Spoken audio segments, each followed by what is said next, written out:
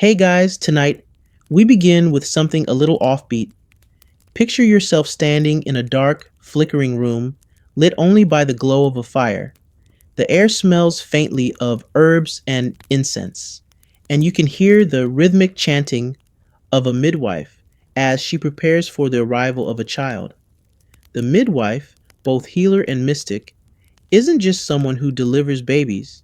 In ancient times, she's a revered figure, part sorceress, part doctor, part spiritual guide. You probably won't survive this. It's not just childbirth you're witnessing, it's a battle between life and death, with the power of ancient beliefs guiding every step. So before you get comfortable, take a moment to like the video and subscribe, but only if you genuinely enjoy what I do here. Let me know where you're watching from and what time it is for you. It's always fascinating to see who's joining us from around the world. Now, dim the lights, maybe turn on a fan for that soft background hum, and let's ease into tonight's journey together. The ancient midwife, while not always formally trained, was someone who had her hands deep in the fabric of life. The role of the midwife wasn't just about the act of assisting in childbirth, it was about guiding souls, performing rituals, and invoking deities. When you were about to give birth, she was the one who would ensure that your baby survived, but she was also the one who could have you believe that what was happening to you was much more than a mere physical process. Midwives didn't just deliver babies, they influenced your fate and controlled the life you were about to bring into the world.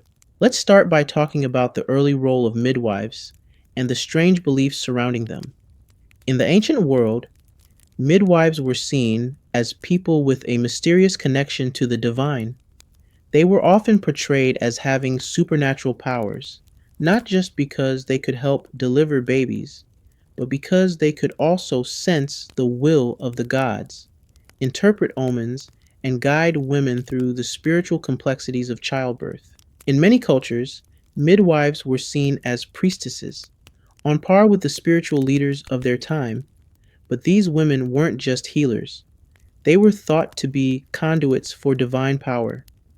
Imagine a time when science wasn't there to explain why a baby would live or die.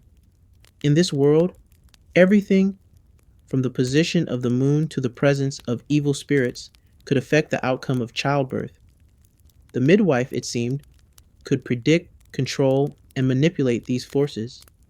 And when birth went wrong, many believed it wasn't just the body that failed, it was the gods who had turned their gaze away. Now that you're settling into this mystical world, let's take a deeper dive into one of the most curious aspects of midwifery: the magical tools of the trade. Ancient midwives weren't just carrying a few practical instruments to help with delivery. Oh no, their kits were packed with items believed to have supernatural properties, each one playing a role in ensuring not just the safety of the mother and child, but also their protection from evil spirits, curses, and anything that might interfere with the divine order. Imagine being in the dim light of a medieval home where the midwife's tools are laid out in front of you. At first glance, they seem simple enough: scalpels, needles, herbs, and oils. But these weren't just for stitching or soothing. They had symbolic meanings, and their use was based on the belief that certain materials could call upon deities or ward off evil forces. The midwife's knife, for instance, wasn't just for cutting the umbilical cord. It was seen as a weapon against demons, a blade infused with the energy of gods who controlled fertility. A simple pin could hold the power to banish spirits, while the herbs sprinkled over the birthing bed weren't merely for their medicinal properties. They were seen as offerings to the gods. The most fascinating part of the midwife's toolkit was her use of charms and amulets. These weren't just decorative. These amulets had names, names that called upon certain deities or spirits who were believed to have dominion over life and death. For example, in ancient Egypt, a midwife might use a scarab amulet to protect the child from harm, invoking the god Khepri, the god of creation and rebirth. In other cultures, midwives used talismans made from bones, feathers, or stones, each one uniquely designed to channel a specific type of protective energy. But it wasn't just about the items themselves, it was also about how they were used. Midwives often whispered prayers or chants as they worked, and many believed that the very words they spoke could influence the outcome of the birth. Some of these chants, passed down through generations, were said to be old enough to have been given directly by the gods. Midwifery, after all, wasn't just a profession, it was a spiritual calling. The midwife was the bridge between this world and the divine, holding the life of the child in her hands and ensuring that it would be ushered safely into the world. Now that we've glimpsed the tools, let's shift focus to something that truly sets the ancient midwife apart: her so called sixth sense. The midwife wasn't merely someone who understood the mechanics of childbirth, she was believed to possess an uncanny ability to read the signs of the universe and divine the future. This belief in her extraordinary powers wasn't just superstition, it was a core part of her role. Whether she was interpreting the flow of a river, observing the position of the moon, or listening for the sound of a bird's call, the midwife was expected to read the spiritual landscape in ways that seemed almost otherworldly. Picture it. You're in a small, dimly lit room, the air heavy with smoke from the fire. The midwife stands over you, murmuring softly as she places her hands on your belly. To the untrained eye, it might seem like she's simply preparing for the delivery. But in the eyes of those around her, this moment is charged with meaning. It's believed that midwives could sense the child's soul or even communicate with it. In some cultures, the midwife was said to be able to hear the spirit of the unborn child. If the baby was restless or didn't want to be born, the midwife would know immediately, and she'd use a variety of rituals, such as prayers, songs, or placing specific objects on the belly to calm the spirit and encourage the child to come peacefully into the world. Some believe that midwives could predict the child's future based on the conditions of the birth, whether it was a breech delivery, the baby's physical appearance, or the state of the placenta. These predictions weren't just about physical traits, though. Midwives were thought to have the ability to interpret spiritual omens. For example, if the birth occurred during a storm, the child might be destined for a life of hardship or adventure. If the baby's first cry was weak, it could be a sign of an early death. But if the midwife succeeded in delivering the baby in peace, she had helped ensure that the child would be blessed by the gods. In some cultures, midwives also believed that they had the power to sense when a pregnancy was doomed, either by divine will or an evil curse. They could feel if something was wrong, whether the child had been born with a spiritual burden or if the mother's health was compromised by unseen forces. Historians still argue whether this was simply the midwife's intuition or whether ancient midwives had a true spiritual connection to the forces that governed life and death. But whatever the explanation, these women were trusted to know the unknowable, to read signs that others couldn't even see. In a world where medicine and science were in their infancy, midwives filled a crucial gap, blending practical knowledge with spiritual wisdom. They weren't just delivering babies, they were guarding the doorway between life and death, wielding knowledge that was as much about the soul as it was about the body. You're still in that dark room, though now the air is thicker. charged with something you can't quite name. The fire pops and crackles as the midwife steps closer, her eyes flicking toward the doorway as if sensing something or someone just beyond it. And this is where things get even stranger. In many ancient cultures, people believed midwives weren't just experts in childbirth, they were somehow chosen by fate, marked by an invisible thread that tied them to divine knowledge. Their skills, people believed, came not from experience alone, but from something deeper, something like a gift. This sixth sense wasn't taught, it was awakened. Midwives were often said to be born under unusual circumstances themselves. A breech birth, a veil of amniotic sac still clinging to the face, or a birth timed with an eclipse. Any of these could signal that a girl was destined to become a midwife. In some stories, it was said that only a woman who had herself been brought into the world by a midwife could become one.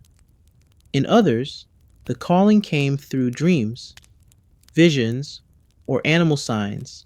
A hawk perched on the windowsill, a black dog seen at midnight, a whisper heard through the reeds. You didn't just choose to become a midwife. The role chose you.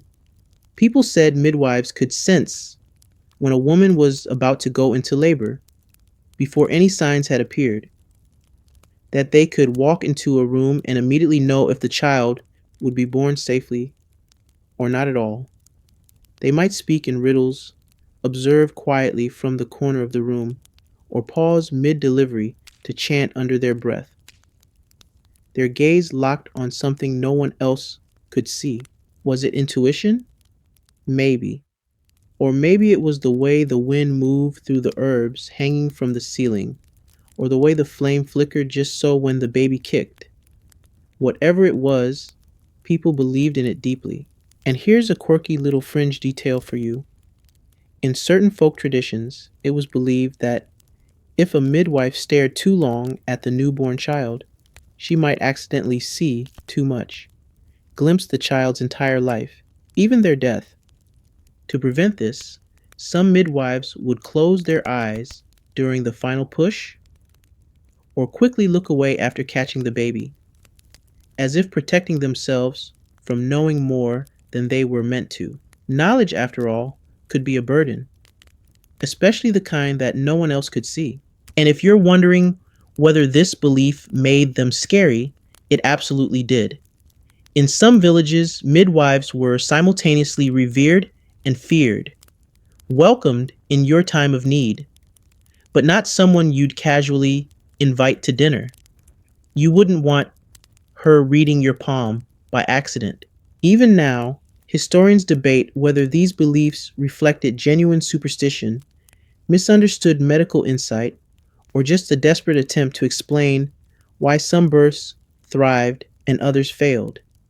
But whatever the truth, the image of the midwife as a woman who could feel the future remained strong. So as you sit there, watching the flickering shadows on the wall, remember, this isn't just a birth. It's a moment suspended between worlds. And the woman guiding it, she might know more about your future than you ever will. The baby hasn't arrived yet, but now the room feels like a temple. That's because in ancient eyes, it kind of is. You see, midwives weren't just caretakers.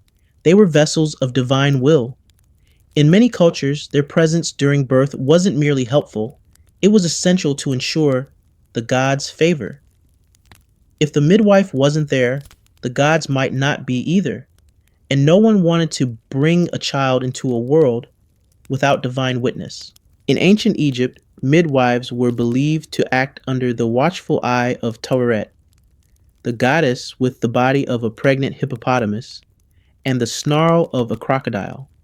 She was terrifyingly maternal, fierce, protective, and just a little unhinged. Midwives would call upon her by hanging amulets or muttering spells, hoping she would scare away malevolent spirits and help the child arrive safely.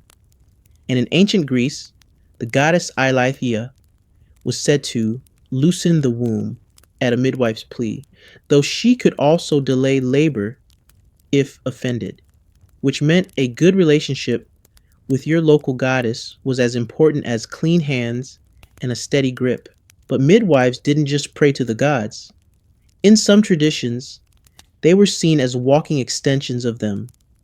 In tribal or shamanic societies, midwives were thought to channel divine energy, acting as temporary hosts for ancestral spirits during labor. For a brief moment, the midwife was no longer herself. She became a bridge between realms, one hand on the mother's belly, one foot in the spirit world. And sometimes that divine reputation got out of hand, literally. In medieval Europe, it was rumored that midwives could call down lightning or summon protective storms. One ninth century tale described a midwife who, upon hearing that the mother was dying, knelt outside the home and prayed so fiercely that the clouds darkened and a healing rain fell. Did it really happen? Probably not. Did everyone believe it? Absolutely. There were even times when midwives were buried with priestess honors, granted sacred rites typically reserved for religious leaders. Some had temples built in their names, others became local saints, venerated by future generations who believed their hands had once touched the sacred. Of course, this connection to the divine wasn't always welcomed. If a child died, the same divine tie could be viewed as a curse. People whispered that the gods had turned their faces, that the midwife had displeased them, or worse, that she had been a false prophet all along. Still, in most cases, this divine aura gave midwives extraordinary status. In a world where women had limited power, the midwife walked a different path. Not a ruler, not a soldier, but something older and deeper. She was a sacred practitioner, a steward of beginnings, and as long as she stayed in favor with the gods, she was untouchable. So as the laboring woman moans softly in the background and the midwife steadies her breath, you realize you're not just watching a birth. You're witnessing a kind of ritual, an initiation, a child born into the world not just by muscle and will, but by the hands of a woman who may have been chosen by heaven itself. The baby's almost here now, its arrival teased by quiet tension and rhythmic pain. But while everyone's watching the mother, the midwife is watching everything else. The flicker of the fire, the shadows on the wall, the smell in the air. Because in her world, nothing is just what it seems. Every element has meaning, and every moment is a portal. The midwife doesn't just help birth life, she heals it, protects it, and sometimes bends it back into shape. You might think midwives only worked in the birthing room, but their job didn't stop there.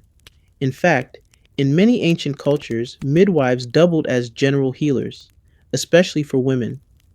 You broke a bone? Midwife. You had a stomach ache? Midwife. Your goat looked at you funny and now your head hurts? Also midwife. But don't expect antibiotics and latex gloves. Healing was a little more creative. Take the ancient Sumerians, for example. Their midwives might prescribe crushed dates mixed with river clay and goat hair. Yes, goat hair, for postpartum bleeding. In ancient India, Ayurveda trained midwives recommended warm ghee rubbed over the abdomen and tied with sacred thread to restore inner heat.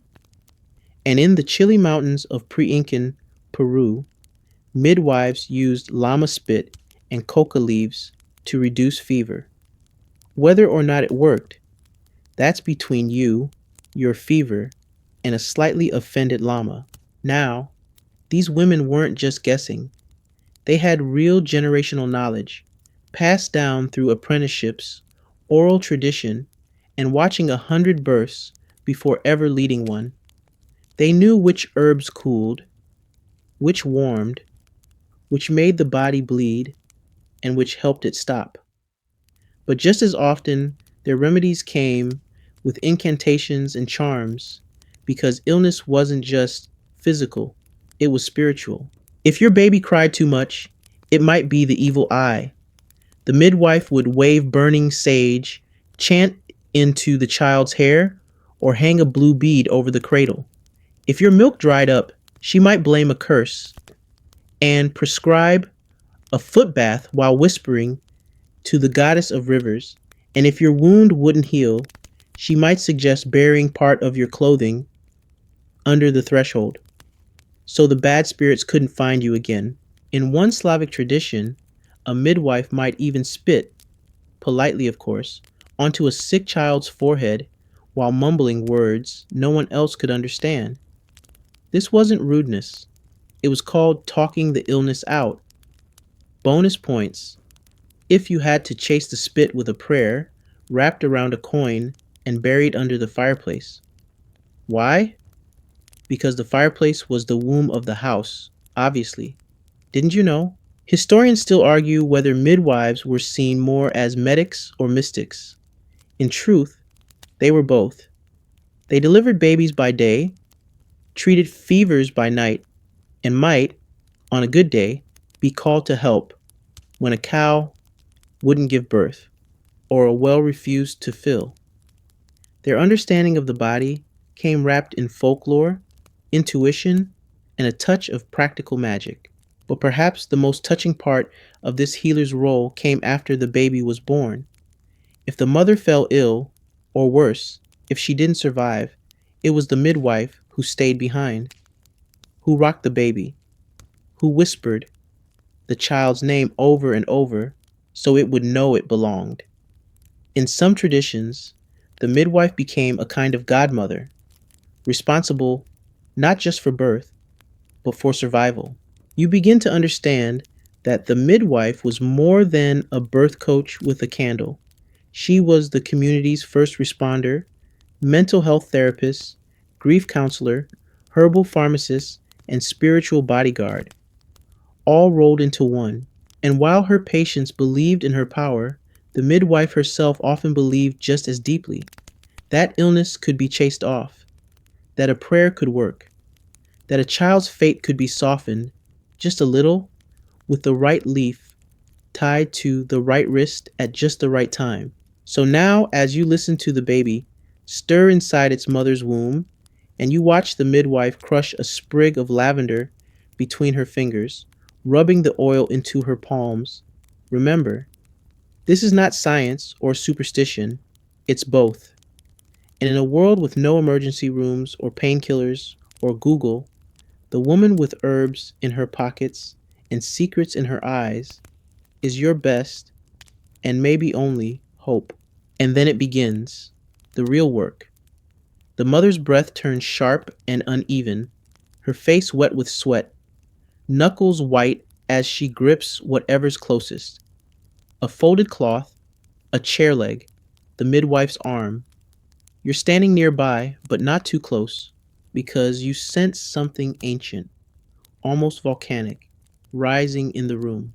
In the ancient world, childbirth wasn't merely a biological process, it was a battle, a spiritual confrontation, a moment when life and death wrestled in real time, and no one, not even the midwife, knew which would win. In many early cultures, birth was considered a liminal state, a place between worlds. The mother, during labor, was believed to exist in a kind of suspended realm, neither fully alive nor dead, not fully herself, but not yet a mother. She was in transition, and that meant she was vulnerable, not just physically, but metaphysically. Evil spirits, vengeful ancestors, envious neighbors, any of them could sneak in during this in-between moment and sabotage the birth. To counter that, the midwife wasn't just there to catch the baby. She was there to protect the space. She would draw chalk lines around the room or circle the mother 3 times with a broom. She'd sprinkle salt at the corners or spit, again very politely, toward the threshold to ward off the lurkers as some traditions called them.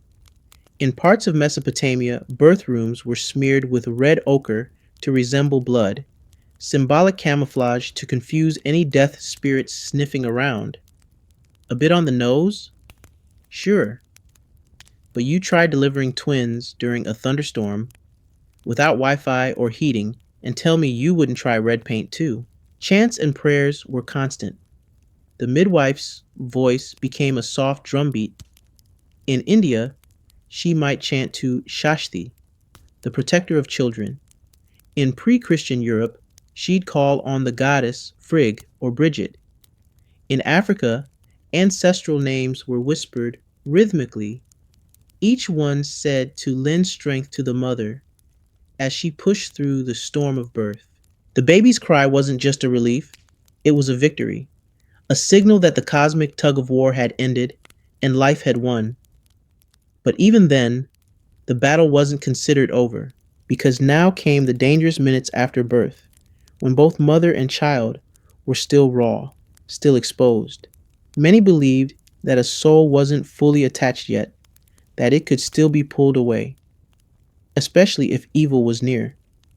The midwife had to act fast, wrapping the baby in cloth infused with protective herbs, smearing ash or mud on the baby's forehead to confuse malicious spirits, sometimes even tying a black thread around the wrist or ankle to act as a kind of spiritual tether. And here's a quirky twist.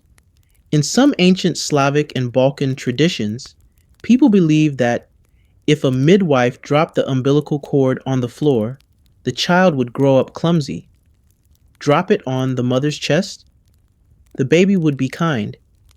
Drop it on the firewood, the child would always feel cold. So yes, no pressure. The placenta too had deep meaning. It wasn't just medical waste, it was sacred. In ancient Egypt, it was believed to be the child's twin spirit and often buried in a special pot with ritual offerings. In Indonesia, it might be placed in a tree. In Peru, in a clay jar under the hearth. Wherever it went, the midwife often decided how and when to dispose of it, and people believed her decision would affect the child's destiny. Historians still debate whether these beliefs came from metaphors, myths, or misunderstood biology. Was the spiritual battle simply an explanation for the very real risk of death? Probably. But what's clear is that the people believed it deeply, and the midwife believed it too. She had to. Every detail mattered. Every chant, every movement, every grain of salt placed just so, because in her hands wasn't just a baby. It was a soul that had just barely made it through. And when the dust settled, the baby was swaddled, and the mother's breathing returned to human rhythm, the midwife would often weep, not from sentiment, but from release. The battle was over. She had won again. Now the baby is here, wrapped and blinking in the dim light like a small confused potato. The mother is spent, but alive. The room exhales. But the midwife, she's just getting started. Because before this baby can be truly welcomed into the world, there's one more critical step: the sacred rituals of protection. In many ancient cultures, birth wasn't considered complete until the midwife had performed specific ceremonies. Strange, beautiful, and sometimes a bit unsettling, to secure the child's soul and protect it from the many, many things that wanted to snatch it away. You see, babies weren't seen as fully anchored to the world yet. They were between realms, like mist hovering over a river at dawn, too soft, too quiet, too new. So the midwife would perform rituals to tether the baby's spirit to its body and to its family. These weren't just for show, they were believed to be essential for survival. In ancient Mesopotamia, a midwife might whisper the names of the baby's ancestors into its ear to remind it of its lineage and to call those spirits to act as guardians. In Ethiopia, Salt was rubbed gently onto the baby's chest to strengthen the soul. In Celtic traditions, a candle would be lit and carried around the room 3 times, a ritual known as fire walking the child, meant to burn away any malevolent energy. And in some South Asian cultures, a tiny dot of coal or ash was placed on the forehead, not for fashion, but to trick the evil eye into thinking the baby was already claimed by another force. But perhaps the most unusual and oddly charming ritual came from the ancient Slavs, who believed that giving a baby a sip of honey water whispered its name into the heart. The sweetness was meant to encourage the spirit to stay, to choose this life. Midwives were sometimes called spirit sweeteners, not because they were kind, though some were, but because they literally sweetened the soul. And yes, sometimes these rituals went to wild lengths. In certain tribal cultures, it was believed that if a baby didn't cry right away, the midwife had to simulate its first breath by blowing into the child's mouth while holding a specific stone under her tongue. If that failed, the stone would be placed beneath the baby's head while chants were repeated, urgently, sometimes for hours. Only when the baby cried would the room collectively exhale. That first wail wasn't just a biological sign of healthy lungs, it was a spiritual contract. I am here. I choose to live. The mother, too, wasn't left out. She was wrapped in protective cloths, often anointed with herbal oils or smoke, bathed in cedar, rosemary, or myrrh. In Greece, rosemary was said to seal the womb from any spirit still lingering. In parts of Africa, the placenta was folded into a cloth and buried with cowrie shells, symbols of protection, fertility, and currency in the next world. Every item meant something. Nothing was wasted. And then there were the naming ceremonies. In some traditions, a baby wasn't named until several days or even weeks after birth. Why? Because before that, they were still travelers, still deciding whether to stay. The midwife would sometimes perform a ritual calling, walking around the home or village at dawn, speaking softly to the baby's spirit, urging it to settle into its body, to trust its new world. Only once the baby showed signs of strength, feeding well, sleeping deeply, would the family dare to give it a name. And even then, some midwives would advise using a false name for a few more days, just in case a spirit was listening. Historians still argue whether these rituals were early psychology, spiritual intuition, or just cultural memory passed down for generations. But there's no question they mattered. They mattered deeply to the mother, the family, the village, and most of all, to the midwife. She had seen too many children arrive only to leave again. If a few sprigs of sage, a drop of honey, and a whispered name could tip the balance, she'd do it every time. So now, as you sit beside the fire, watching the midwife press a thumbprint of ash onto the baby's tiny heel, you realize something. You're not just witnessing a new life. You're watching an ancient, invisible negotiation, and for now, it seems, the baby has agreed to stay. The baby sleeps now, wrapped tight in layers of linen or wool, swaddled like a tiny burrito, blessed by half a dozen gods. The fire crackles softly. The mother drifts into an exhausted, dreamless sleep, but the midwife, she stays awake, because night is when the supernatural tends to get bold. In many ancient societies, it was widely believed that childbirth opened a kind of doorway, not just for the baby, but for things that shouldn't be wandering through. Spirits, demons, curses, malicious thoughts. Birth was like a porch light for the paranormal, and it was the midwife's job to keep watch.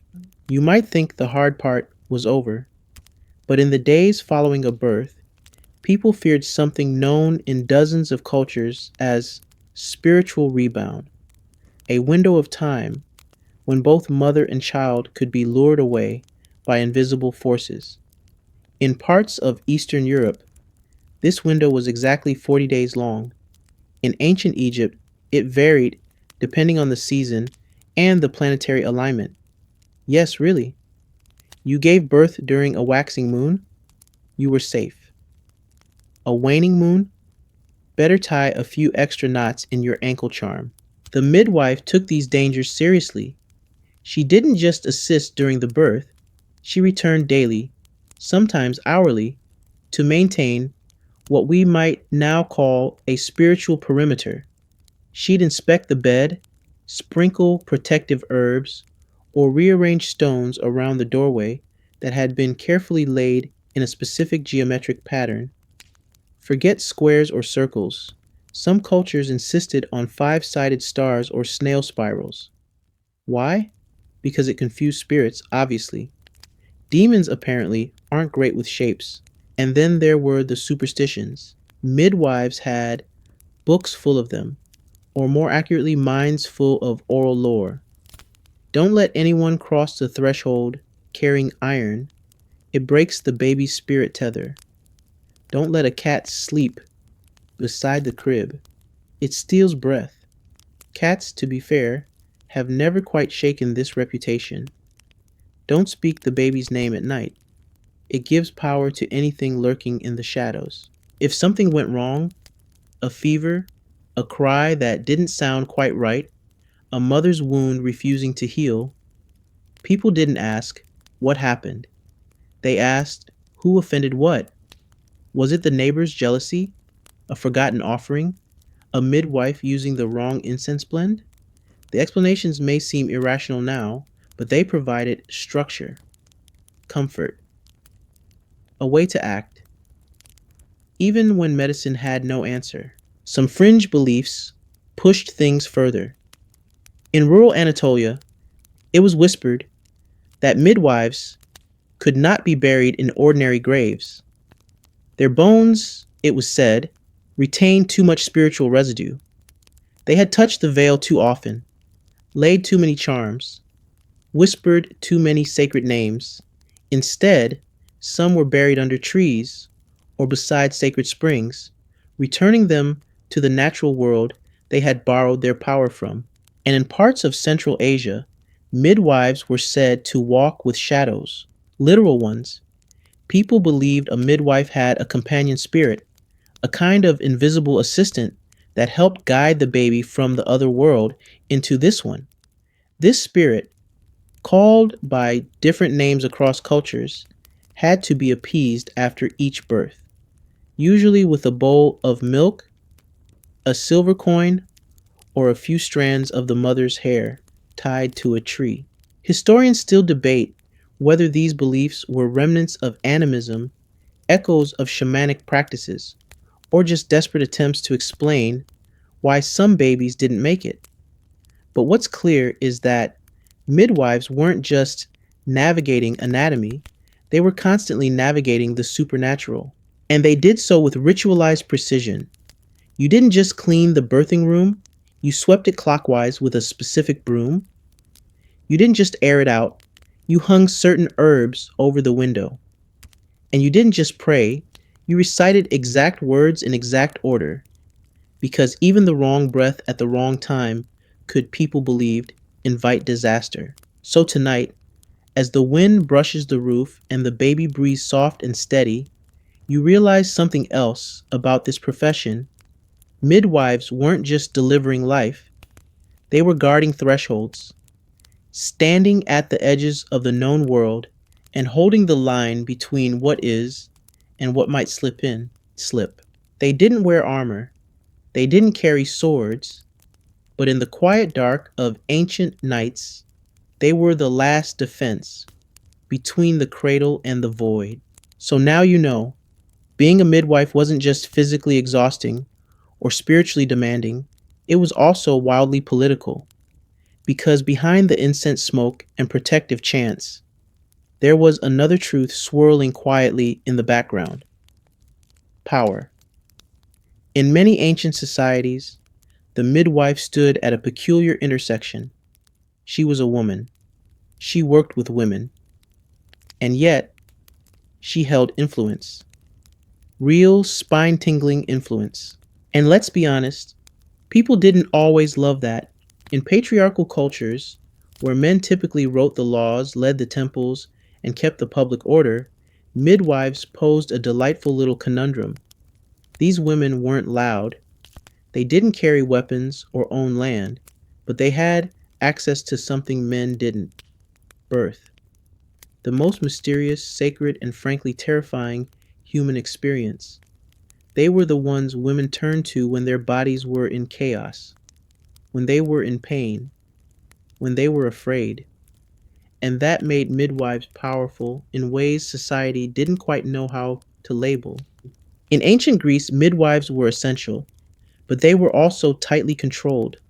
Only women who had already borne children were allowed to practice, as if proof of prior womb usage made one more qualified. And male physicians? They had to keep their distance, unless, of course, things got complicated, in which case the male doctor would sometimes swoop in, often with a total lack of emotional intelligence, and announce something helpful like, "Yes, she is in pain. Thanks, Aristotle." But gender politics went deeper than that. Midwives were often blamed when things went wrong. If the mother died, if the child was stillborn, if the baby came out with a birthmark shaped like a goat, people looked to the midwife. What spell had she failed to say? What evil eye had she not blocked? And yet, despite all that scrutiny, they endured. In many cultures, midwives were the only women allowed to move freely between homes, unchaperoned, at all hours of the day or night. That might not sound revolutionary, but in a society where women couldn't even leave their courtyards without permission, it was enormous. People whispered that midwives knew everything: who had affairs, who drank too much, who had secret children, because, well, they did. If you were a midwife, you probably knew every scar, stretch mark, and family drama within a 5-mile radius. And with knowledge comes power, quiet power, the kind that doesn't shout but raises eyebrows in just the right way. Some people were uncomfortable with that, so naturally, over time, societies began to weave control mechanisms around them. In some periods, midwives were required to report births to authorities, not for record keeping, but to enforce population control, tax expectations, or class distinctions. In other regions, midwives were officially attached to temples or religious institutions, where male priests could oversee their rituals and practices. The implication? If they were watched, they were safe. But of course, midwives adapted, as always. In deeply gendered cultures, they leaned into traditional roles, calling themselves servants of goddesses, protectors of the hearth, keepers of home. But behind the humility, a sly grin, because they knew the truth. They knew that, in the moment of birth, when even the wealthiest man was pacing helplessly outside, it was the midwife, not the general, not the merchant, not the scholar, who had control. Some even used that leverage strategically. In 12th century Persia, some midwives were known to offer coded advice to women during labor, whispering little ideas like, "You don't have to go back to your husband," or "You're stronger than you think." These weren't political manifestos. They were small, powerful seeds, planted in moments when women were most vulnerable and most open. Historians still argue how much autonomy midwives really had. Were they respected professionals or tolerated mystics? Were they empowered women or scapegoats in waiting? Probably both. Because, like so many figures at the margins of official history, midwives lived in the in between, needed yet distrusted, praised, yet surveilled. So now, as the village stirs and the first morning rooster screams into the humid air, you picture the midwife quietly packing up her tools, slipping herbs into her pouch, tying her cloak, and stepping out into the street. She has no title, no wealth, no protection, but every household knows her name. Every family has trusted her hands, and every woman who has survived childbirth has whispered thank you to her, sometimes out loud, sometimes just with a tear. And the midwife? She nods once, vanishes around the corner, and waits for the next knock on her door. The sun is fully up now, streaking pale gold across the rooftops, warming the earth and waking the animals. The baby stirs, lets out a half hearted squeak, and then goes back to sleep, wise already. The mother is dozing too, her face relaxed for the first time in hours. And the midwife? She's sitting quietly, fingers stained with herbs and sweat, watching the light creep across the room like a silent blessing. But while we've explored magic and mystery, now we step into another force shaping the midwife's world: religion. Because if childbirth was a sacred act, it's no surprise that religion had a lot to say about it. And whether the god in question had a lion's head, a thunderbolt, or a very intense beard, one thing was clear: he or she was deeply invested in how babies got born. Religion influenced every part of childbirth, from what midwives were allowed to do, to what they had to wear, say, or even eat while on duty. In Jewish tradition, for instance, childbirth was considered a time of both tremendous holiness and intense impurity. The woman was sacred because she was creating life, but also ritually unclean, which meant that the midwife working with her was in this liminal, spiritually complicated zone, a helper of the holy, yet also at risk of spiritual contamination. So midwives often had to purify themselves afterward with special prayers, baths, or even periods of isolation. In ancient Hindu society, the midwife occupied an odd spot on the caste ladder. Some texts describe her role as essential, almost divine. Others warn that touching bodily fluids made her ritually impure, so she might be revered on Tuesday and barred from temple on Wednesday. It was, shall we say, complicated. And in medieval Christianity, oh boy, the church really wrestled with midwives. On one hand, they were necessary. On the other, they were women with power, knowledge of the body, and a suspicious tendency to mutter things that weren't in Latin. So church authorities began to insert themselves. Midwives were told they must baptize babies if they thought the child might die before the priest arrived. That seems helpful until you realize that if the baby did die and wasn't baptized properly, the midwife might be blamed for sending a soul to limbo. No pressure. To be clear, some religious leaders fully supported midwives. Nuns in certain convents were trained in midwifery, acting as both spiritual and physical caregivers.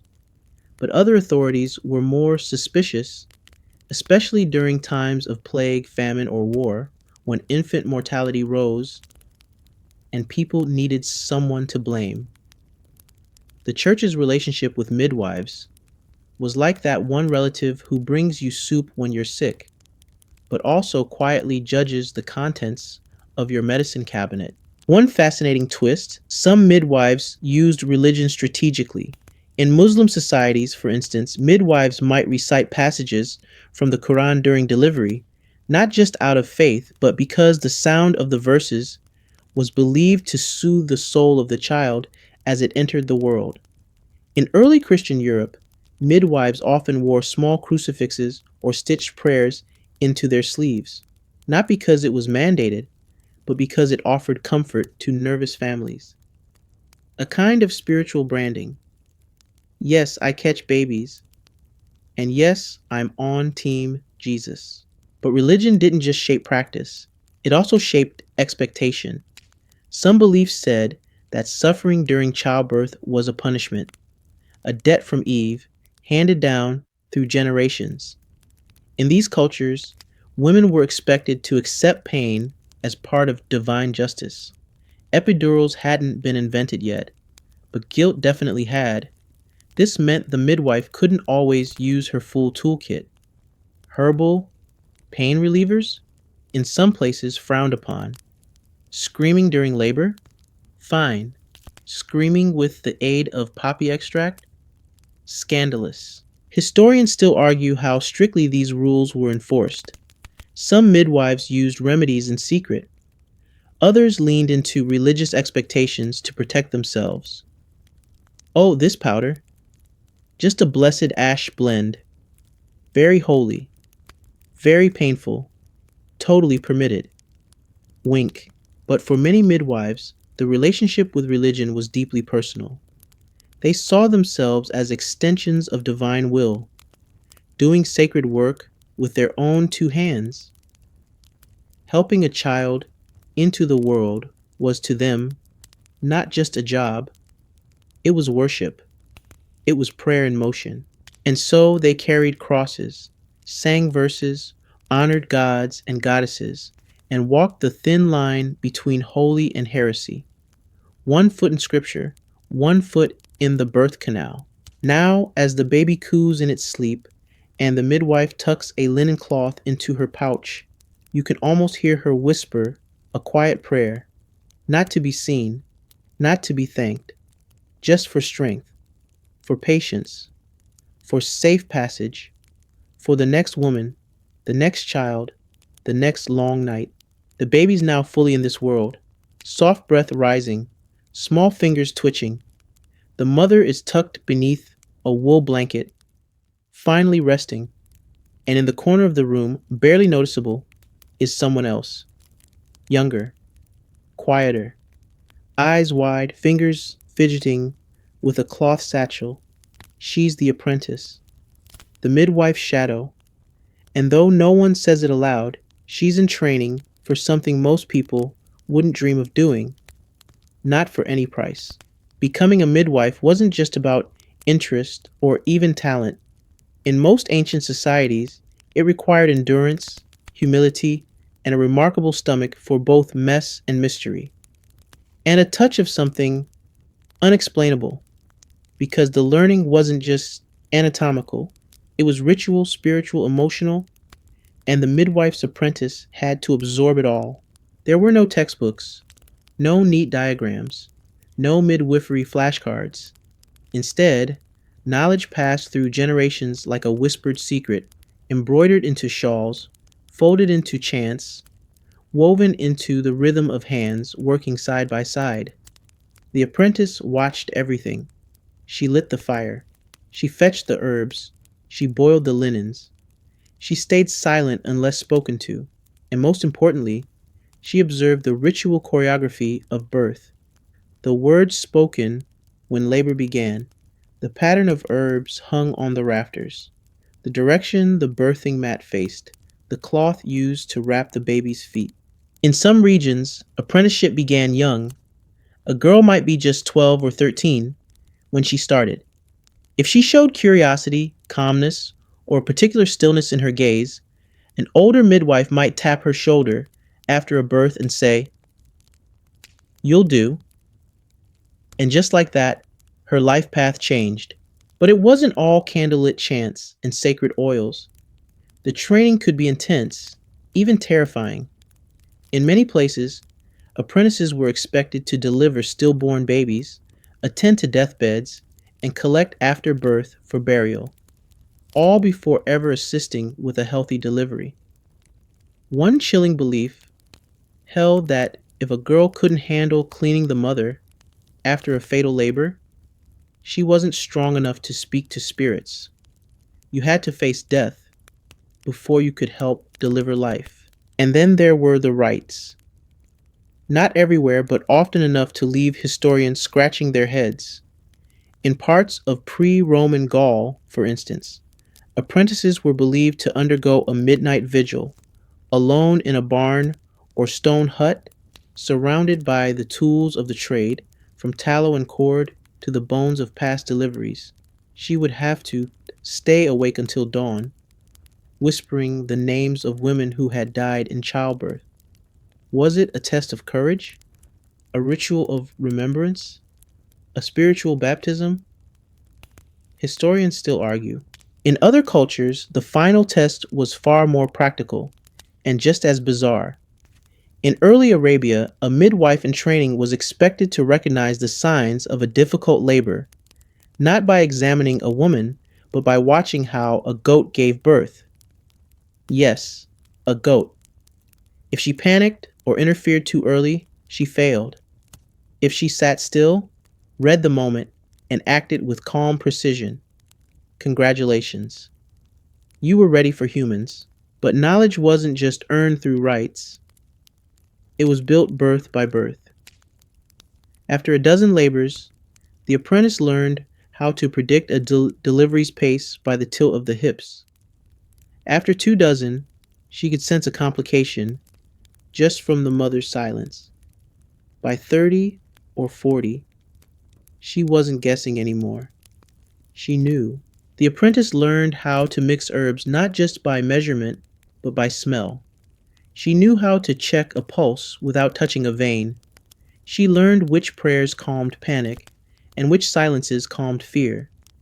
She memorized the names of ancestors and deities, knew which animals should be welcomed during labor, owls, dogs, and which were bad omens, snakes, silent birds, men in general. It was a slow mastery, built over years, and the transformation wasn't always visible. But one day, the older midwife would nod, hand over the satchel, and say nothing at all. That was the graduation ceremony. Of course, there were apprentices who didn't make it. Some left after the first death.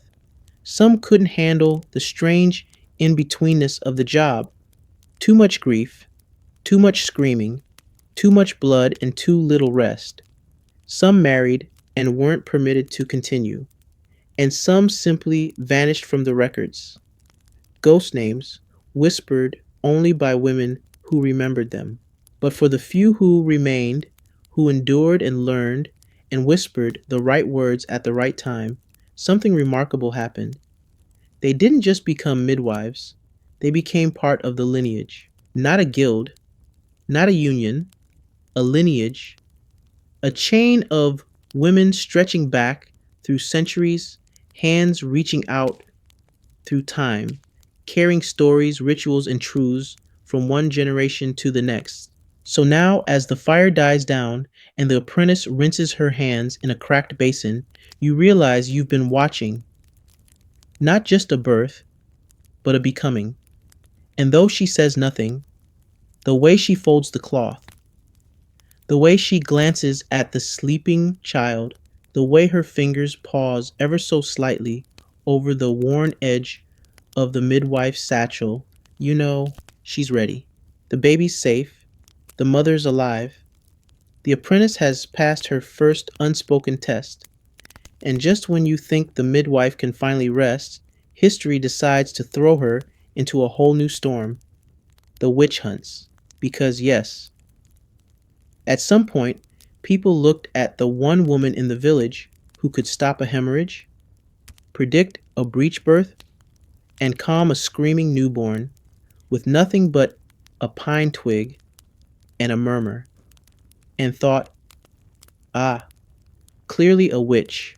It didn't happen all at once, but slowly over time, as religious institutions centralized power and male physicians gained prestige, the midwife's ancient mystique started looking suspicious.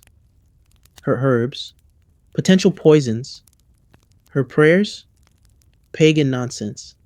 Her ability to control life and death with nothing but intuition and experience, black magic.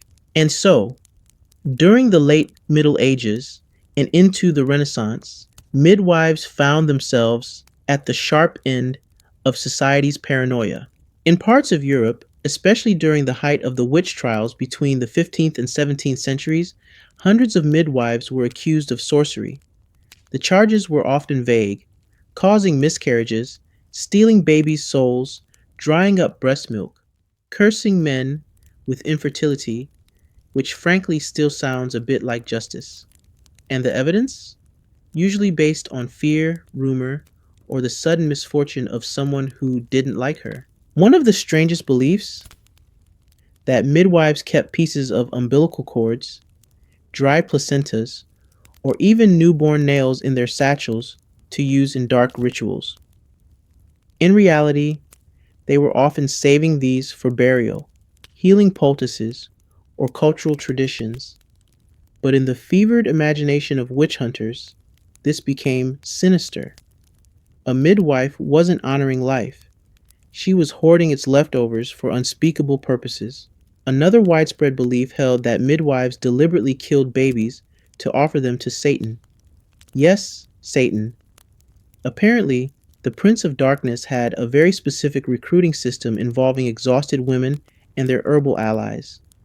This fear was especially prevalent in areas where infant mortality was high. People needed someone to blame, and who better than the woman who was there for every birth? Some inquisitors even recorded testimonies, many of course extracted under torture, describing midwives riding broomsticks, attending secret sabbats, or speaking in tongues while waving nettles over sleeping babies. Most of these confessions read like fever dreams, and they were. They reveal more about societal anxiety than any real midwifery practice. Still, the consequences were deadly. Many midwives were imprisoned, exiled, tortured, or killed, their tools destroyed, their names erased. In some regions, the entire practice of midwifery was outlawed or forcibly absorbed into male dominated medicine. This wasn't just about gender or science, it was about control. Midwives represented a kind of wild, unregulated wisdom. They didn't answer to guilds or bishops, they didn't carry licenses signed by royal hands. They answered to older systems, to grandmothers, to goddesses, to whispers in the dark. And for many in power, that was terrifying. Yet, even in these dangerous times, midwives endured. In some places, they went underground, literally practicing in cellars or caves, guided only by candlelight and memory. In others, they changed their language. Herbs became healing teas, spells became rhymed blessings, and the line between faith and folk medicine became very, very blurry, a quirky detail from rural Bavaria. Some midwives would wear a cross made of two knitting needles and thread it with a strand of their own hair. It wasn't an official religious item, but it looked just sacred enough to confuse authorities. This? Oh, just a family heirloom. Very Christian, very harmless. Historians still argue how widespread the accusations truly were. Some regions protected their midwives, especially when no one else knew what to do during a complicated birth. Others turned on them in an instant. But the fear lingered. It shaped how midwives spoke, worked, and even walked through their own villages. And so the midwife, once divine, once honored, once feared in a holy way, now became feared in a very different way. She had to walk a fine line, use enough wisdom to keep people alive, but not so much that she became a target. So as night falls again, and you see her placing her tools back into the satchel, wrapping them carefully, whispering, maybe a charm, maybe a prayer, maybe both, you realize she's not just battling infection and bleeding. She's battling suspicion. But still she shows up. Still she kneels. Still she sings the old songs to the new babies. Because someone has to. The night stretches on again. As it always does after a birth. The house falls silent, except for the occasional creak of wood or the sigh of someone half asleep. The baby stirs. The mother dreams. And the midwife, eyes heavy, keeps watch. But even in this peaceful moment, A darker shadow hangs over the room, one you've probably already guessed. Not every birth had a happy ending. In the ancient world, childbirth was as dangerous as war. In some eras, it was more dangerous. 1 in 3 women might die during childbirth. Babies were lost even more frequently. And through it all, the midwife stood at the center, steadying trembling hands, wiping away blood and sweat, holding space not just for life, but for loss. And oh, the beliefs that tried to explain that loss. If a baby was stillborn, people didn't say the cord was wrapped around the neck, or the lungs weren't developed. They said the spirit didn't want to come, or worse, the midwife failed to close the portal. In many traditions, the idea of the open womb was not just physical, it was metaphysical. An unguarded birthing space could allow bad things in, or good things to slip away. When a child was born silent, the room filled with more than grief. It filled with dread. Was it a punishment? A curse? Was the baby marked? And again, all eyes turned to the midwife. Had she said the wrong chant? Missed a step in the ritual? Or, whispers behind hands, had she done something to cause it? Miscarriages were often seen as evidence of divine displeasure. If a woman miscarried repeatedly, people might assume she had sinned or that someone had hexed her womb.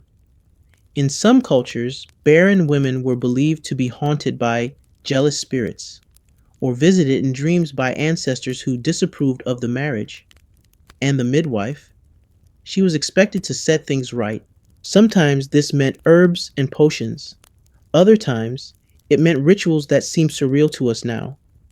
In one medieval Slavic tradition, a midwife might dig a small hole in the hearth, whisper the would-be child's name into it, and fill it with ash and rosemary. The goal? To anchor the next soul, so it wouldn't get lost again. In parts of West Africa, midwives would tie a red string around the mother's wrist and sleep beside her for 7 nights, guarding against the return of spirit children, souls who slipped into the world, then slipped back out again and again. The belief was that some children weren't meant to stay, but the midwife could bargain, beg, or bind them. And when the mother died, the silence was heavier, the grief louder. In some cultures, the midwife would tear her own clothing, smear ashes on her face, and stay by the body until it was washed and buried. She wasn't just a witness. She was a mourner, a priestess of pain. Sometimes she was blamed. Often she was just alone. People feared the dark side of birth, and understandably so. They created entire folklore systems to explain it.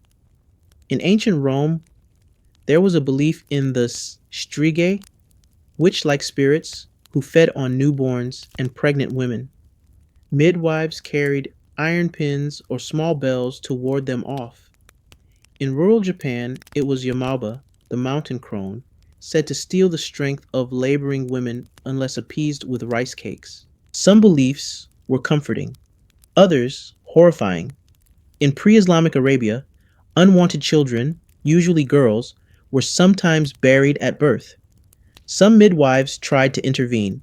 Others, heartbreakingly, had no choice but to assist. Their silence was often their own survival.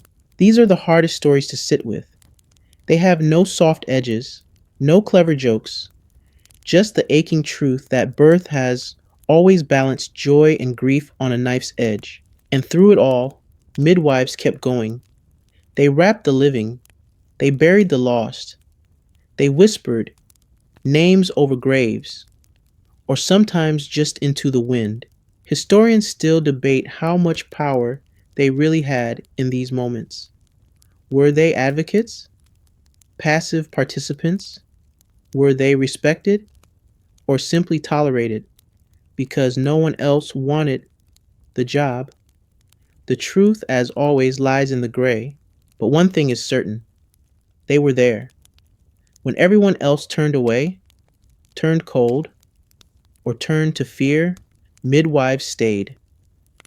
They washed the bodies, held the hands, spoke the prayers. So now, as the candle flickers and the air cools, and the midwife runs a cloth over her hands for the 100th time that day, you understand. Her strength isn't just in what she knows, it's in what she endures. The sun is high now, casting long slats of light through the window shutters. The household stirs back to life.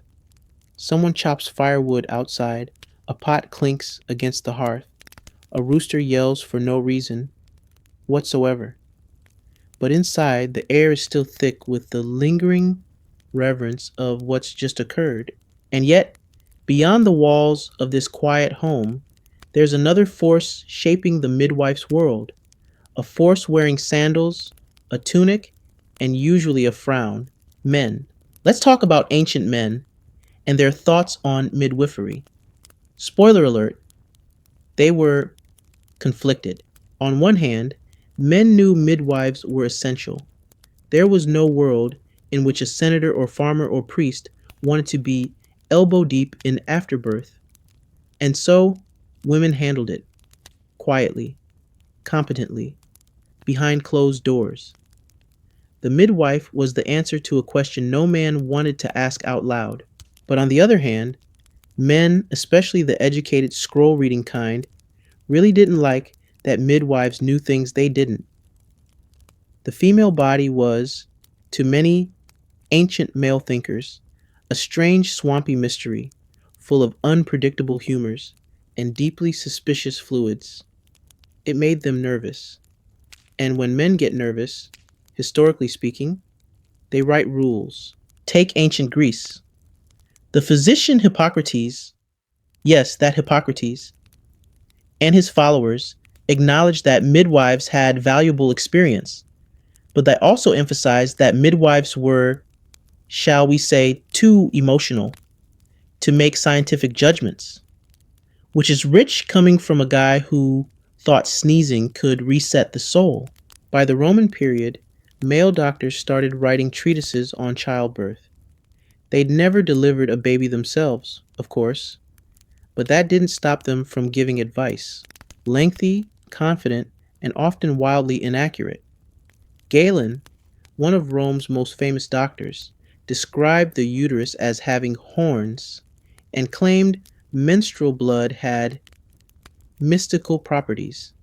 Midwives rolled their eyes so hard they probably saw their own brains. Still, the shift was happening.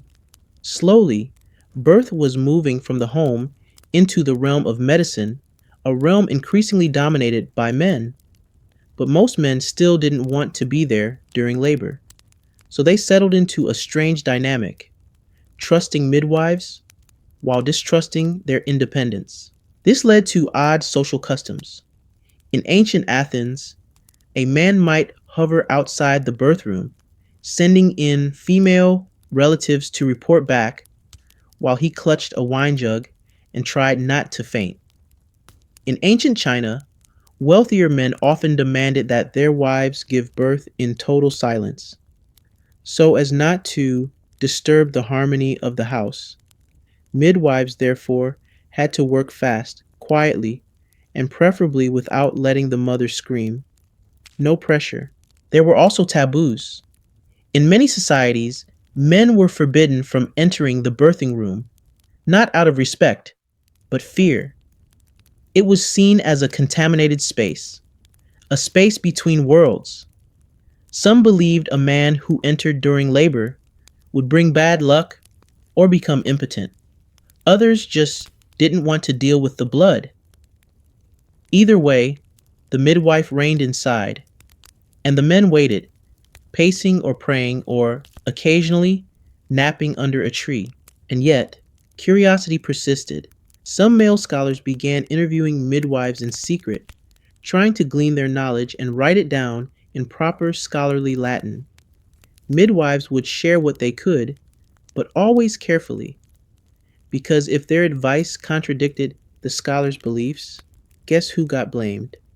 Not the man with the ink. the woman with the hands. And in more than a few cases, male control went further. In late medieval Europe, particularly in cities, male birth supervisors were appointed by the church to oversee midwifery practices.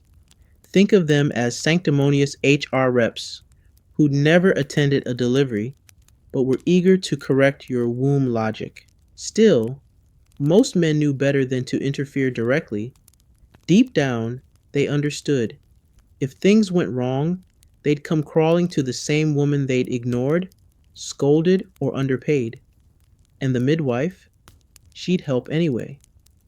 Because it wasn't about power, it was about survival. Historians still argue over how much midwives resisted male interference. Some say they adapted, blending their traditions with new medical ideas. Others say they quietly rebelled, pretending to obey while practicing the old ways in secret. And perhaps the truth lies, once again, somewhere in the middle. Practical, quiet resistance wrapped in a shawl and bound with twine. So now, as the father finally enters the room, blinking awkwardly at the tiny bundle that sort of resembles him, the midwife steps back. She gives space. She smiles faintly. She doesn't say, "You're welcome." She doesn't mention the 4 times she nearly lost the mother or the 2 knots in the cord she undid with shaking fingers. She just nods. Because even when the world forgets her, she remembers what she's done. You step outside with the midwife for a moment, blinking against the daylight. The air smells of damp stone, burnt rosemary, and faintly of goats. Because of course it does. She's quiet, her steps slow now, deliberate, and as she heads down the winding path away from the birth house, you begin to notice something odd. Every person she passes nods, or looks away, or touches a charm tucked inside their shirt. You see, outside the birthing room, the midwife wasn't always simply respected. She was often feared. Why? Because she knew too much. In a time before records, before charts, before any kind of privacy laws, midwives were walking archives.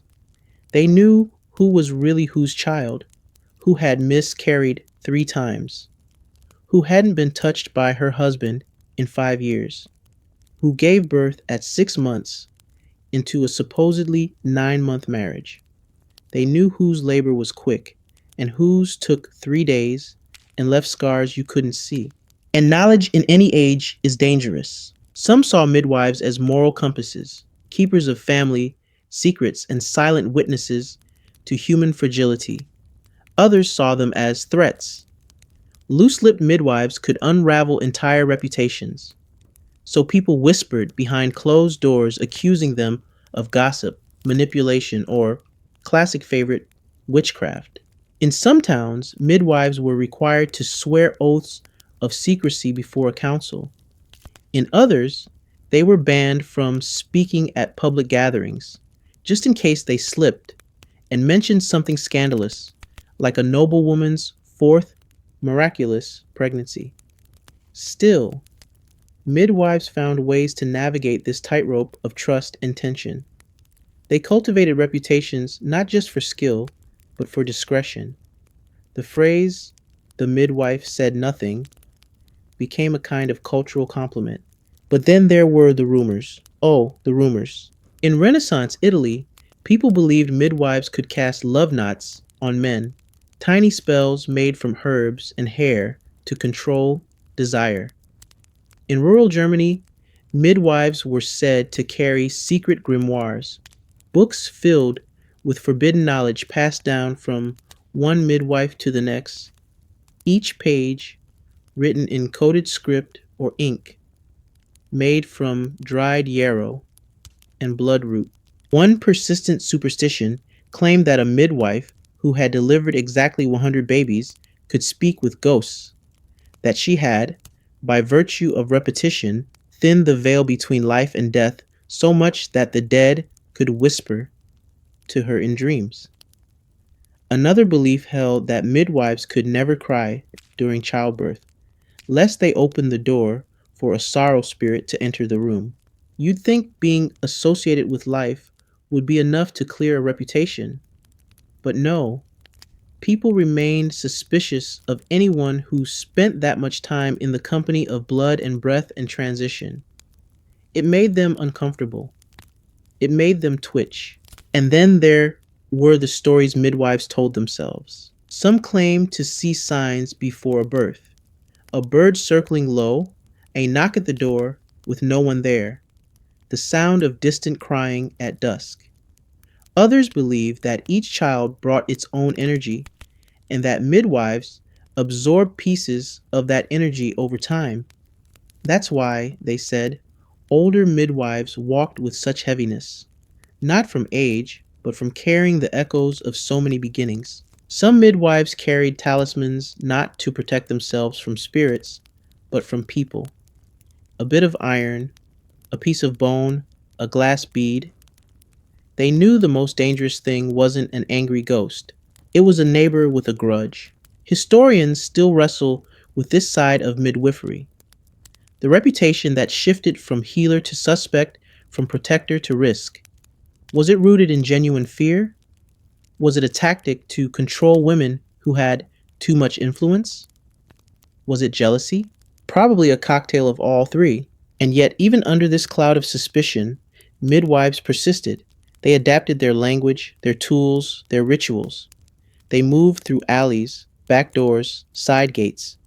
They stayed humble on the outside while holding fierce knowledge within. So now, as the midwife turns down a crooked lane and disappears behind a low stone wall, you realize she walks with both reverence and caution, loved, needed, but always slightly apart. She is not just a woman who delivers babies. She is a keeper of lives and of secrets. You find her again that evening, crouched by a shallow stream, washing cloth in a rhythm that suggests she's done this exact motion 10,000 times before. The linen slaps against the rock. The water runs red tinged for a moment, then clears. She's not hurried, not distracted, just methodical. Because long before antiseptics and hospital grade disinfectant, cleanliness was its own quiet magic. Let's talk about tools. Not the shining stainless steel sets of modern medicine. No clicky scissors or bleached white gauze. Ancient midwives worked with tools that were simple, sacred, and sometimes very strange. First, there were the obvious items. Cloths. Dozens of them. Thick, thin, torn from old tunics, woven from flax or wool, used for wiping, wrapping, binding. Some midwives swore that cloth taken from a bride's first wedding dress had special protective power. Others insisted that only cloths dyed in pomegranate could keep away fever. Then came the blades. Not the sharp surgical kind, though occasionally someone had a bronze or iron knife if they were lucky. More often, it was a flint shard or a chipped piece of obsidian. Yes, obsidian. Not just for ancient weapons anymore. Obsidian was prized because it sliced clean, and some believed it remembered the mountain, a poetic way of saying it was sacred and terrifying. These tools weren't used lightly. The cord cutting moment was seen as deeply symbolic, the final step that separated one body into two. Some midwives whispered the child's name as they cut, or said a prayer for strength and luck. Cord tying? Forget the little plastic clips. Midwives used twisted threads of silk, wool, or horsehair. One rather specific Babylonian practice involved tying the cord with 7 knots while chanting the names of protective deities. If the 7th knot slipped, the child was considered marked for greatness, or at the very least, extremely lucky. Then there were the herbs. Midwives were part apothecary, part garden witch. They carried pouches of dried plants, mugwort, pennyroyal, motherwort, sage, lavender.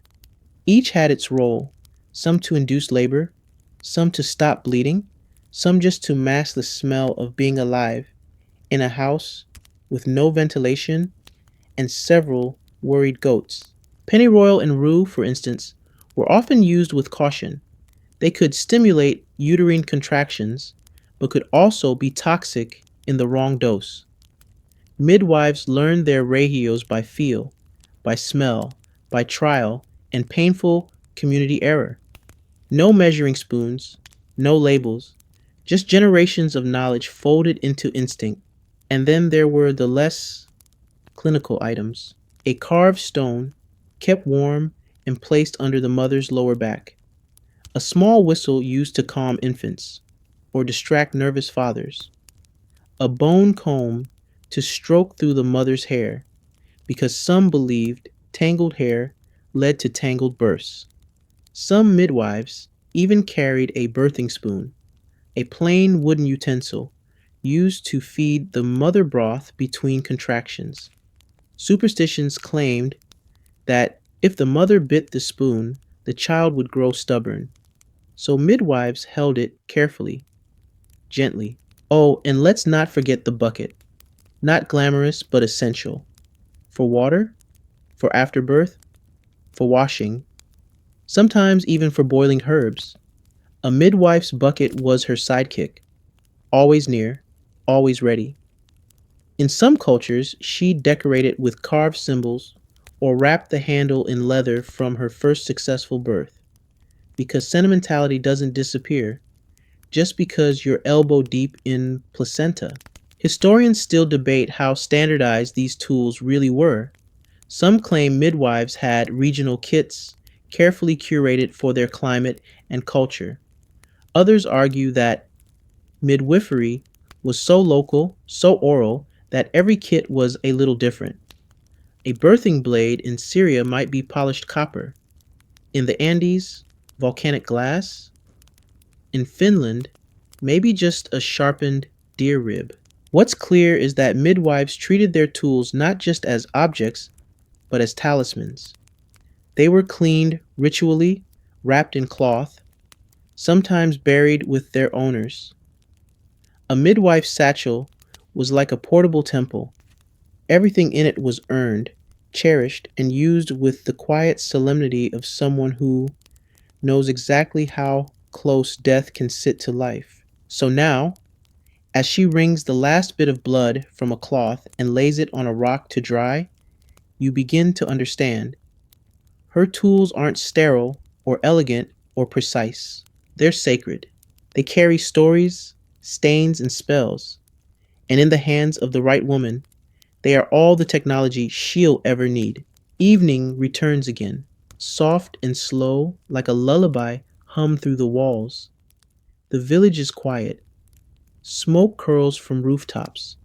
Somewhere in the distance, a child laughs, and a dog chases something only it can see. You find the midwife in her small home, a single room, packed with herbs drying on twine, bundles of cloth stacked like strange loaves, and a shelf of objects that don't all seem to belong together. A clay idol, a sheep's jawbone, a prayer scroll, half burned at the edge. She's writing something, slowly, with a stick of charcoal on smooth bark. Not a formal record, those didn't really exist for her, but a kind of coded memory, a note only she can interpret. Maybe it says, "Girl born with 3 cowlicks will be stubborn," or "breech birth, used hot rock and black seed oil, worked." Or maybe it's not for her at all. Maybe it's for the next woman, the next apprentice, the next soul foolish enough to walk into this profession with open eyes and steady hands. Because here's a strange twist. In some societies, midwives became keepers of medical lore, quiet scientists in a way, not in the polished laboratory sense, but in the messy, deeply human way of people who notice patterns, try things, and remember what worked. And so they developed their own informal systems. They tracked which teas soothed contractions, which oils slowed bleeding, which women always delivered early, which breech babies responded to massage. Some midwives could feel the position of a child in the womb by pressing a hand to the mother's belly and humming, claiming the vibration helped the baby shift. It sounds far fetched until you meet a woman who's done it 50 times. They knew things, important things. They knew that certain smells meant infection before fever arrived. They knew that a mother who didn't look you in the eye during labor might be bleeding internally. They knew that if the baby's cry was weak and one toe curled just so, it might not survive the night. And they never said it aloud. They just held the child longer, wrapped it tighter, whispered a prayer, not for a miracle, but for mercy. Of course, no one formally recognized this knowledge. They weren't called doctors. They didn't publish scrolls. Their wisdom lived in the body, not the library. But sometimes, just sometimes, the men in charge noticed. In ancient Egypt, some midwives were called ladies of birth, a semi official title that came with respect and rarely a small stipend. In the Byzantine Empire, certain midwives were registered with city medical boards, which sounds nice until you realize the boards were made entirely of men who had never been near a birth. In medieval Islamic culture, some midwives were paid by the state to serve poor women, a rare recognition of their civic value. Still, even with recognition, midwives walked a narrow road. Too much skill, and they were suspicious. Too little, and they were blamed. So they documented, but subtly, through coded symbols, patterns stitched into shawls, or oral chants designed to be both mnemonic and magical. One chant from rural France, translated roughly to salt the feet, wrap the head, whisper, breath where silence led. Was it poetry, medicine, spell work? Yes. Historians still argue about how to categorize this knowledge. Some label it folk wisdom, some proto science, others women's epistemology. But ask any mother whose life was saved by a hot compress and a steady hand, and she won't care what you call it. She'll just call it help. And as you watch the midwife tuck her charcoal aside, run a hand along the dusty edge of a dried thistle, and exhale long and low, you realize this isn't about legacy or glory. It's about remembering, because birth doesn't come with footnotes. It comes with stories, and someone has to keep them. Dawn creeps back over the horizon, pink and slow, the kind of light that makes everything look softer, even the cracked earth and weathered faces. A new day begins, and somewhere, not too far off, a new labor has already started. You can feel it. The village is stirring in that specific way it does when something important is about to happen. The midwife is already up. Of course she is. She doesn't get days off. There's no schedule, no shift change, no calling in sick. When life decides it's ready, so is she. She grabs her satchel, her tools, her herbs, her cloths, her memories, and sets out again, cloak wrapped tight, feet sure even on mud-slick paths. But today, as you walk with her, you begin to notice something different. A kind of weariness that's not just physical. It's the weight of years, of too many cries, too many losses, too many names whispered into too many tiny ears. You wonder, how long can someone carry all this and still keep going? The answer, like most midwife answers, is it depends. You see, midwives didn't usually retire, not formally anyway. They slowed down, they trained others, they took fewer calls in the rain, but they never really stopped. Because how could they? In many cultures, midwives were believed to hold a kind of life thread. To sever that thread without passing it on was seen as dangerous, like leaving a door open in a storm. In Japan, elderly midwives sometimes moved into temples, becoming caretakers or herbalists, quietly sharing their knowledge with younger women who visited in secret. In parts of West Africa, retired midwives were honored with songs at seasonal festivals. verses that listed the names of every child they helped into the world. In Slavic villages, it was said that when an old midwife died, every child she delivered would dream of her that night. And some didn't just slow down, they transformed. They became healers, bone setters, village wise women. They used their birth skills to ease pain, mix medicines, soothe fevers, interpret dreams.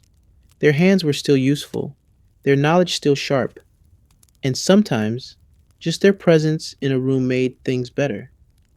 She's here, someone would say, and everyone would breathe easier. Of course, not all endings were peaceful. Some midwives died during childbirth, not their own, but someone else's. A rupture, a fever, a mother's panic turned violent. Some were accused of crimes, chased out, forgotten. Some simply vanished from records, swallowed up by time. And some, well, some chose to go out quietly. There's a story from the Scottish Highlands about a midwife who, sensing her time had come, walked into the forest alone, carrying only her satchel and a piece of honeycomb. When children asked where she'd gone, the elders would say, "She's gone to listen for the next soul." No one questioned it. No one needed to.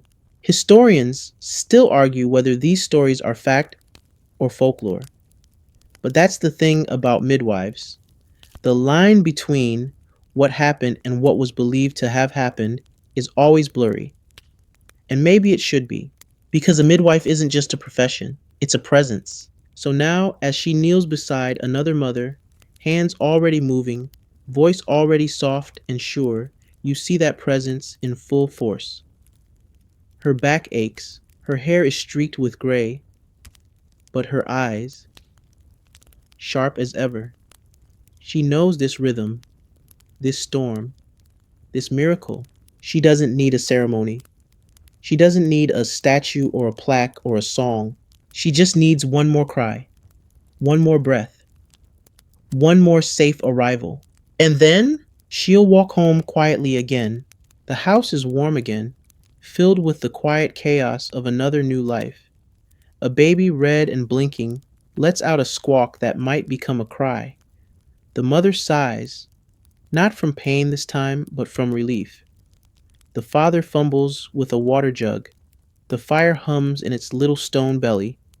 And the midwife? She's sitting nearby, not speaking, just watching, making sure, because that's the part no one talks about. The waiting after, the listening, the watching. The midwife doesn't leave as soon as the baby arrives. She stays, long enough to be certain the mother's pulse is steady, the child's color good, the cord holding, the bleeding stopped, and even then, just a little longer, because instincts, like birth, aren't rushed. She tidies slowly, folds cloths, wipes bowls, repacks herbs. You notice the way she touches each item, carefully, like it has a memory of its own. She speaks softly to the apprentice, who's now taken her place beside the fire. It's not a lecture, it's a sharing, a gentle handing over, because everything she knows lives in these moments, in gestures, in glances, in silence, more than sound. Outside, the village carries on. Chickens peck in the dust. A boy throws a stick at nothing in particular. Somewhere a dog barks, stops, then barks again just in case. Life resuming its normal rhythm. But in this house, something has changed. A child exists now. A new name will be whispered tonight. A new story has begun. And the midwife? She moves like someone who has seen the edge of the world and returned. She doesn't smile exactly, but there's a softness to her face. Something you can't name, but you feel it in your bones. A kind of peace, or maybe just understanding. She adjusts her shawl, stands, glances once more at the sleeping bundle, and then she's gone. Out the door, back to her little home, her stream, her worn floor and flickering lamp. Maybe to rest, maybe not, because somewhere, not too far away, another woman is counting contractions. Another child is waiting to arrive. Another door between worlds will soon creak open, and the midwife will be there again. And now, as you lie there, eyes heavy, thoughts drifting like dust in sunbeams, let's slow everything down. Breathe in, easy, gentle. Imagine the faint scent of lavender and wood smoke curling around you, the soft hush of linen being folded, the murmur of women's voices behind closed doors. That quiet, ancient rhythm. Life arriving in rooms warmed by firelight and guarded by hands older than memory. You've walked beside her now, this midwife, this mystery, this steady soul moving through centuries. You've felt the weight of her satchel, heard her whisper to frightened mothers, watched her trace secrets into the air with fingers stained by herbs and time. The world she lived in was sharp edged, uncertain, and yet she remained resilient, ordinary, extraordinary. Not because she was praised, not because she was remembered, but because she knew what mattered. A steady breath, a living cry, a mother's hand reaching out and finding another there. So let that be your final image tonight. Not the pain or the fear or even the mystery, just the quiet triumph of one more safe arrival, a soft beginning in a hard world, the warmth of presence, the power of touch, the knowing glance of someone who's seen it all and still believes in starting over. Sleep now. Let it all blur into the dark. No need to hold on. The stories are safe. You've already heard them. And the midwife, she's still walking,